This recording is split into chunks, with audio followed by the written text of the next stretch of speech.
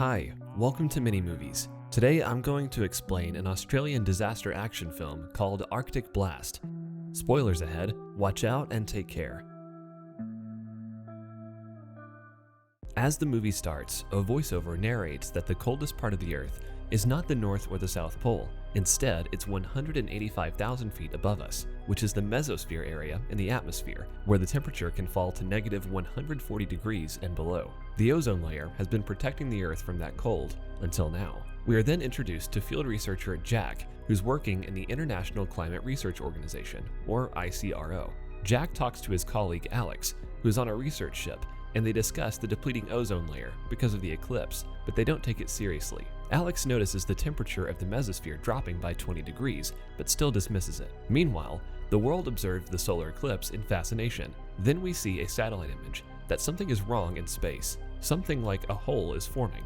Later that day, Jack receives a call from his wife, Emma, who is with their divorce lawyer and informs him that he's 20 minutes late for their appointment. He rushes to the office to meet the lawyer and Emma. Jack and Emma talk about their failing relationship because of Jack's work. Jack apologizes for the mistake, but promises he'll change. Back at his house, Jack's daughter Naomi is mad at him for forgetting her 16th birthday. Meanwhile, the hole in the satellite image gets big, and a massive vapor comes down from the hole to the ocean. Alex, who's on the ship, suddenly notices the change in the temperature graph. Soon, the vapor flows over the ship and freezes everything it touches. Eventually, the vapor gets Alex, and everyone on the ship dies. The following morning, Jack gets an emergency call that informs him of Alex and the other crew's death. He and his coworker Zoe go to the site to investigate and see the ship crash onto the shore. Inside the ship, everything is damp and slippery because of its frozen state before hitting the shore. They find Alex's hard drive and take it with them to understand what actually happened there. Jack also calls his boss, Walter, and informs him about the situation and death count.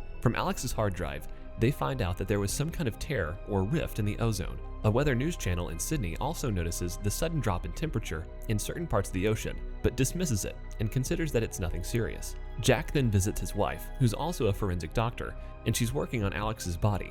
Emma reveals to him that the cause of Alex's death is that the fluids inside his body were completely frozen.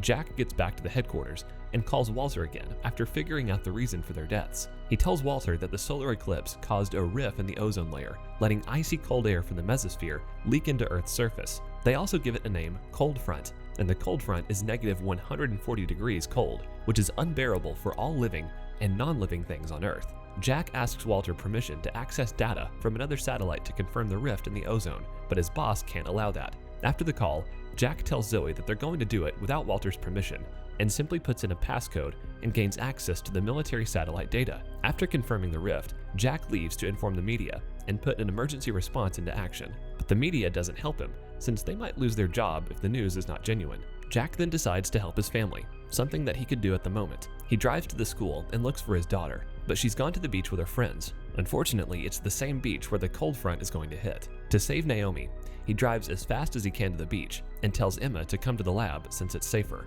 At the beach, the guy friend starts surfing, and Naomi's other friend gets ready to join him. Suddenly, they notice a fog approaching, and they record it using their cell phones. Jack finally reaches the beach and informs Naomi about what the fog is and how dangerous it is.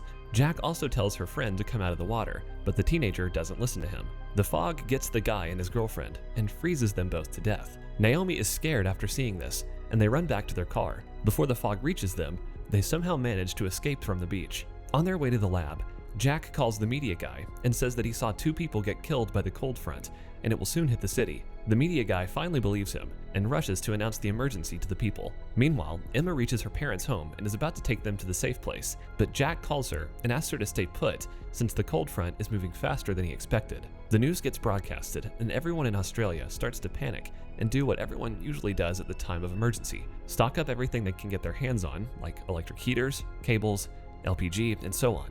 Walter finally realizes that Jack was right and arranges a meeting with some high-class people to discuss a proper solution for the problem. The entire city is in panic mode, and people start to seal their doors and windows, hoping it would save them from the fog. Then the cold front finally hits the city, and people in the street start falling down, frozen. Meanwhile, Jack and Naomi reach the lab where Zoe is and run inside before the fog can get them. Outside, everything is frozen, while the inside of the lab is warm because of the central heating system. At Emma's place, a girl knocks on the door and begs for them to let her in. They bring her in before the fog gets them.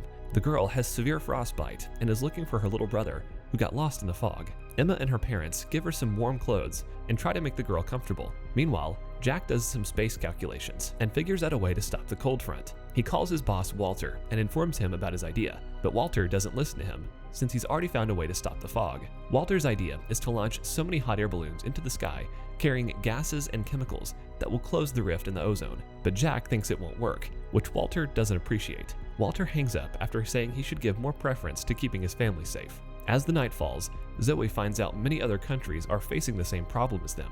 Back at the balloon launching facility, Walter's secretary suggests that Walter call Jack on board for the mission, since he's the one who found it, but Walter disagrees and moves forward alone with the mission. According to the analysis, the balloon project has an 85% success rate, so the world might still have a chance to not freeze to death. 20% of the planet has now been affected, and the Australian Air Force is all set with 300 balloons to launch. But nature has different plans. Another cold front is about to hit the base, and their plan is about to go in vain. The leader of the mission orders the balloons to be launched as soon as possible. The balloons float in the air and reach the upper atmosphere. 2 aircraft take off from an aircraft carrier to blast the balloons in the sky, but soon after takeoff, the fog hits the ship and kills everyone aboard. Walter's secretary is skeptical about the mission's success, so she calls Jack and tells him about the carrier being destroyed, and sends him the link to monitor the progress of the mission. The balloons finally reach the target position, and the aircraft from the ship fire missiles to burst the balloons and let the gas into the atmosphere. The plan is successful, and the gas is let into the air. The entire team wait for the gas to perform the expected result. After a while, though, they get the results, and only 14% of the rift is closed, which means that Walter's plan has failed, just like Jack predicted.